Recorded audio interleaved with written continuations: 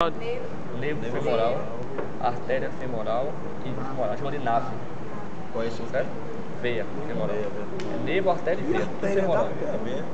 É. Para confundir, porque a veia também é grande. Acaba você o ganho tá lá. A veia é quase o tamanho da artéria. A grossura dela. Então tem que seguir a ordem. Do meio a artéria, mais medial a veia. Entendeu?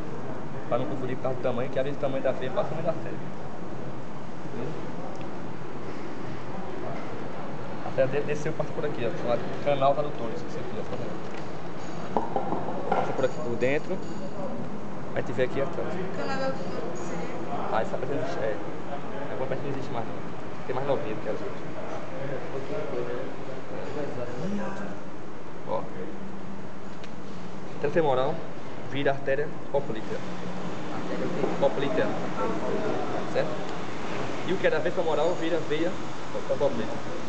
Certo? Aí vê, velho, qual o critério que a gente usa para distinguir das duas? Porque não tá na mesma ordem aqui de cima. Meu negócio, tudo aqui ainda é artéria aorta, se for ver assim, sabe? Televisão não, a aorta vai virar tudo isso. Vira a aorta, aí via externa, vai virar a artéria femoral, sabe? Não tem divisão, agora tu vê pela margem pela posição. Ele vai complicar você, tem que colocar